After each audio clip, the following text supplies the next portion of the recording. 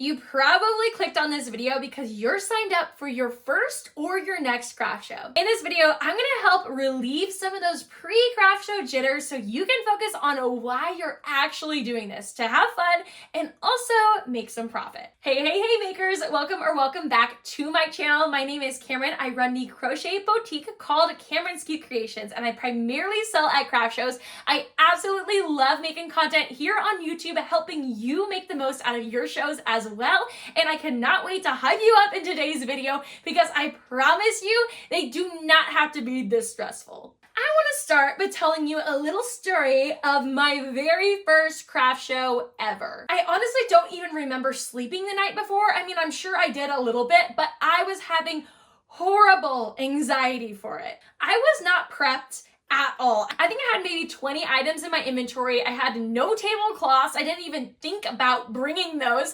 And I was borrowing my dad's neon blue canopy from when we used to play soccer and his red college football camping chairs, which also definitely didn't fit my aesthetic I was going for. And I literally remember sitting in the parking lot before my show, setting up my square card reader. Like, I literally didn't even do it the day before. I did it the morning of my show. And I remember my dad helping me set up, and I was swiping his credit card for dollar transactions just to see if my card reader was working. But honestly, the anxiety before my first craft show was so bad. I honestly didn't even want to go some of the moments before my show because I was that nervous. And also the fee was only $20, so I knew I could at least make my fee back. The fear that was really holding me back and keeping me really anxious when getting started was my fear of it, first of all, not being perfect, but also my fear of just feeling like a failure. I would hate to do all this work prepping for the show, setting up,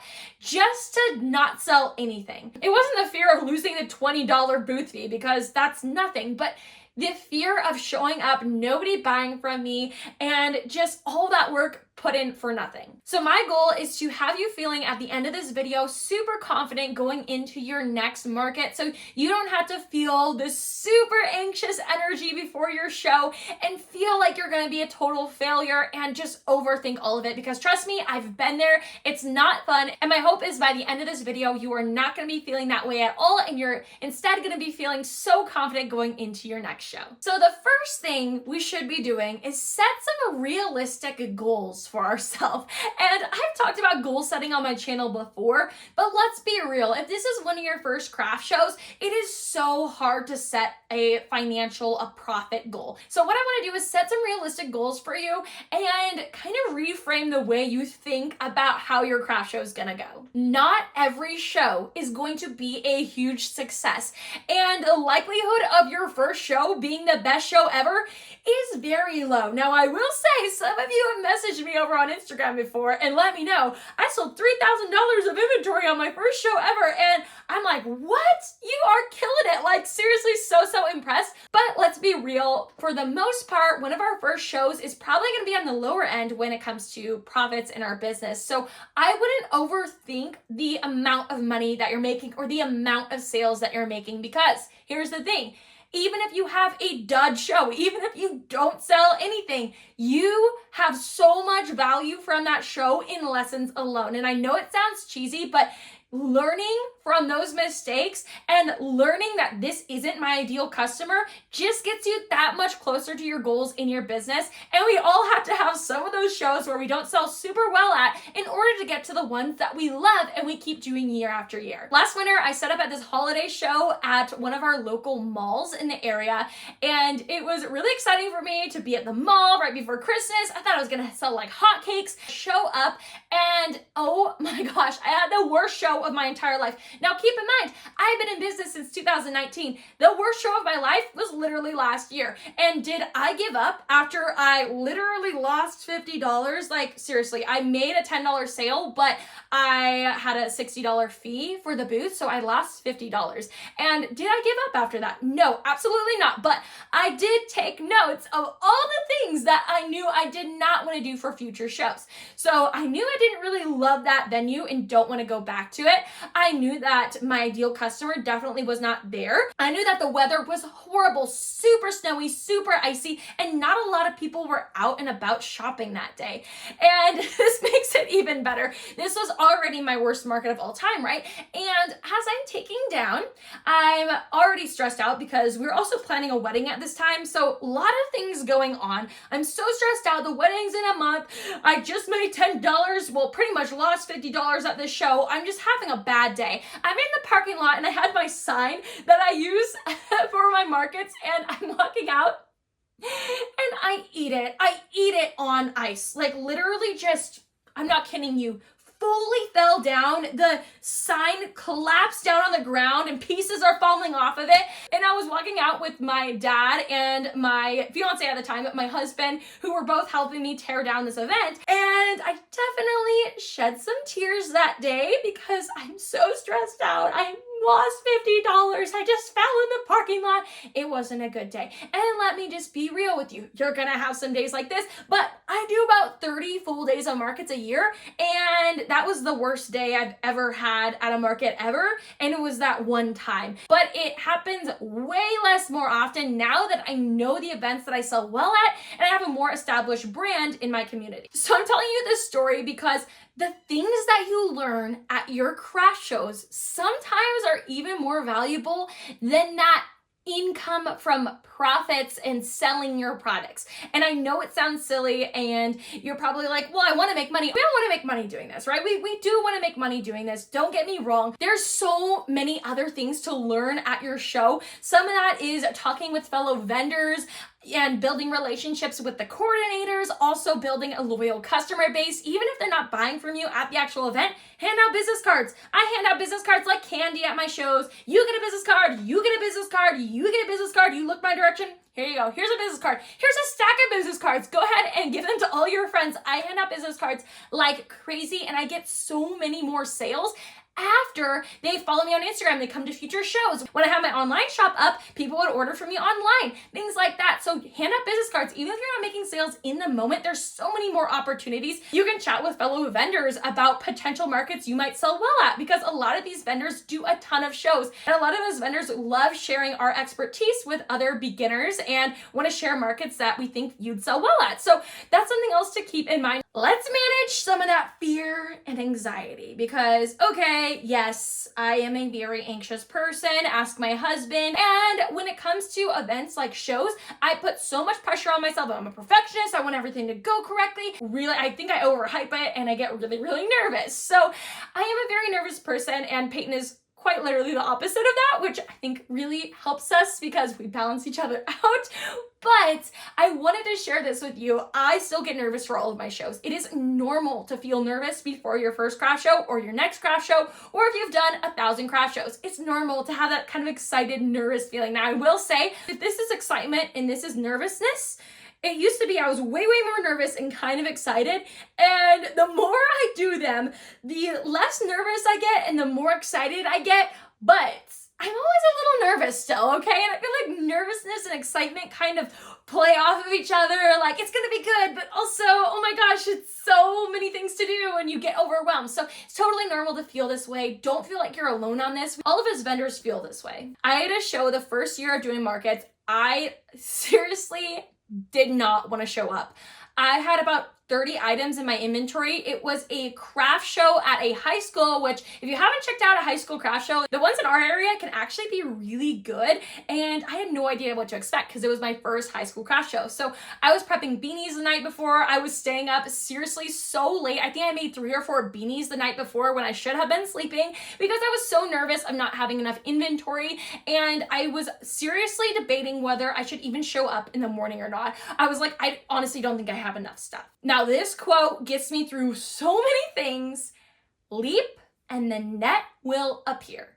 Sometimes we just have to take that leap of faith, get started with something, and everything will work itself out. Are you gonna forget some things your first craft show? Are you gonna have a couple awkward interactions with people? Yeah, maybe. It might happen, but you will not get those opportunities that you are seeking. And I know you're seeking these craft show opportunities because you've got this far in this video. I know you want to try a craft show, and I'm super excited for you to try one, but I know you wouldn't even be watching this video if you didn't want to, if you didn't have some calling to do one. And I just want you to keep that quote in mind. Leap and the net will appear. Of course, you want to be as prepared as possible, but sometimes it's just getting started and trusting the process. Now, when I'm feeling super anxious for a show, there are a few things I like to practice before my show so I have a better day and I'm not as intense about it and I'm not super stressed out all day long, because we want to be in a good mood when we're selling our product. It's definitely going to affect our sales if we're super frantic and stressed all day. So here are some things I love to do to relieve some of those pre-craft show jitters and anxiety before a show. The day before, I am done prepping. I don't even care if I have 20 more things I wanted to make that night. I don't care. I am done prepping. I'm done prepping the day before, because guess what? I need to sleep. And if I am trying to prep all night long, just like my story of that high school craft show I did, I'm gonna be so tired the next day when I show up. And guess what? At that show, I didn't even sell the 4 beanies that I stayed up all night making. So sometimes those products that you think you're gonna, build inventory overnight, sometimes you might not even sell it the next day. So it's probably not worth it. It's probably more worth it for you to get a good night's sleep. I also love to practice some deep breathing. If you're into meditation, yoga, praying, whatever it is, just slowing down for a minute and take some deep breaths and be in the moment. I love to do this before a show. 3 deep breaths, smile, even if it's a fake one, even if you're stressed out, smile, move on with your day and have a really present attitude about it. Yeah, things are gonna be going wrong all day. Oh my gosh, I'm in the wrong spot. Oh my gosh, this person's over there. Did I say the right thing to that person? It's just like so much going on all day. So being present and being in the moment and not frantically stressed out about everything is so, so important. And I think I need to slip in this reminder, give yourself some grace. You see, you only have 2 hands. You only have 2 hands and you're doing so much. I know you are busy. You already have a busy life and you're doing a small business on top of it. I think that's absolutely incredible. I think you should give yourself a little more credit, actually a lot more credit. You are making as much as you can with the amount of time you have. So don't be too hard on yourself. You're only one person. That is what makes you unique. That's what makes your stuff more valuable. So don't be too hard on yourself. You are doing as much as you can with the time you have. Give yourself some grace. Now, one more thing that is gonna really help relieve those pre-show jitters is learning. Learning is the antidote to fear. I totally encourage you to go check out a ton of YouTube videos about craft shows. On my channel, I talk all about selling at craft shows. Go binge all my videos. But if you really want to get a head start and relieve a ton of that pre-show anxiety, then I totally recommend checking out the new product I just launched on my website. It's a digital product. You can go access it immediately in the description box down below. It is the Market Etiquette Handbook. You're probably feeling nervous before your first show. It's normal to feel that way. I remember feeling that way before my show. It's more than nervous. It's so much anxiety. And that is why I packaged together all the things I would have wanted to know about proper market etiquette into this handbook so it can help fellow makers like you. I know you're a good person. I know you want to get along with everybody, that being coordinators, fellow vendors, and customers, but there is so much going on and you're gonna be nervous. And there's also some industry secrets and certain ways that people do things that if you haven't done a show before, it's gonna feel very new to you. Of course, you can go do shows, learn all of these things over years of selling at shows like I did, or you can go grab the Market Etiquette Handbook for just $12. Now, right now, it is on sale for just $10 for a limited time. So if you're watching this video as soon as it goes live, go ahead and check out that sale. And if not, it is just $12. It's still such a great deal for years of lessons of selling at shows. I include all of the do's and the don'ts for interacting with customers, with fellow vendors, and also event coordinators. This ensures a greater chance of getting invited back to future shows, making more sales, and also collaborating with fellow vendors. This market handbook also includes tactical checklists to help you keep on track at your market. I also include a general timeline of what your event is going to look like, as well as additional bonuses. So there's so much jam-packed in this thing, and I cannot wait for you to utilize this tool at all of your future shows. If only somebody had this handbook when I first started doing craft shows, maybe I could have prevented so many mistakes and lessons I had to learn the hard way over years of doing shows. I touched on this earlier, but I definitely want to talk a little bit more about it. And that is, you are going to learn so much from every single show that you do. It is normal to go to a show as a beginner and compare yourself to other vendors, feel like you're not doing enough, feel like you don't have enough. But I really want to encourage you to reframe the way you're thinking about that. For example, a few months ago even, I was at a show where I felt like I was in the big leagues because I had never participated in that elaborate of a show, and all the vendors had these insane setups. My setup was in the bottom 10% of the whole venue. Like, I will straight up say it. My setup sucked compared to some of the other vendors. Now, I, at first, was feeling really insecure. I was feeling like, I don't want to do this anymore. Nobody's going to buy from me. Nobody's going to stop at my booth. My booth looks like crap compared to these other ones. Now, what I had to do is I had to reframe the way I was thinking about this so I could actually go into my show with confidence and know that, no, their success has nothing to do with me. Their success is awesome. Actually, what a cool experience to participate in such a big show where I am one of the ugliest displays, right?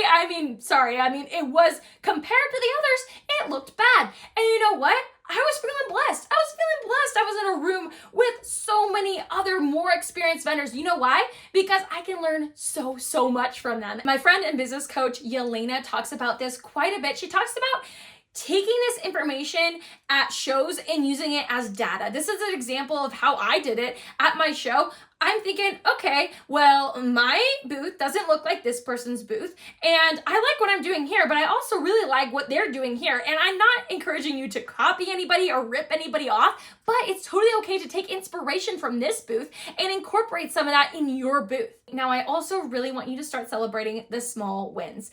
Just because you didn't hit that crazy goal that you set for yourself of selling $3,000 your first show, you still did the show. You still did the thing. You still overcame these obstacles. You still learned from these mistakes you made. You still adapted in the moment. You still handed out business cards. You still showed up with a smile. Even though you had a bad day the day before, or maybe something went wrong, you showed up. And I want you to celebrate that. I want you to celebrate the small stuff, because that stuff is so important. And a lot of us look past that and we're like, oh yeah, I did it, but whatever, I didn't do well. You did it. Let's celebrate that. You did it. And I'm so proud of you. I want you to remind yourself, success comes in various forms. Success is different for every single vendor at the show. Success is different from me to you. Success is gonna look different for everybody. It sounds so cheesy, but it is just so true. Define your version of success and celebrate all of your little wins. And something I love to do to just celebrate doing a show in general is I always buy myself a little treat the morning of my craft shows. I always treat myself to the biggest size they have of a chai tea latte the morning of an event, because I just think, you know what, whether I make a ton of money today or not, if I sell a lot today or not, if the traffic is good or not, if the weather is good or not, all of these things, there's controllables, there's things I can control, there's things I can't control. You know what I can control? Getting myself a chai tea latte and just celebrating being able to show up at a craft show and sell my handmade products, because what a blessing it is that we are able to do this. And that just brings me to my last point. I want to celebrate you. If you have any goals that you've been working towards, you have big wins, little wins, any of them, DM me on Instagram. I love hearing about your craft show journeys. I love it when you tell me you get accepted to your first show. I love it when you tell me how many sales you had or what your best sellers were, or send me pictures of your displays. I absolutely love being able to hype you up, and I cannot wait to see all of the shows you have for this upcoming season. Also, if you want to comment down below when your next show is, I would love for us to support each other and our upcoming shows in the comment section down below. And while you're down there, you might as well check out the Market Etiquette Handbook that I just launched on my website. I cannot wait for you to check it out and crush it at your upcoming shows. I'd also love to keep hanging out with you here on YouTube, so I will see you, my friend, in this video right here. Bye!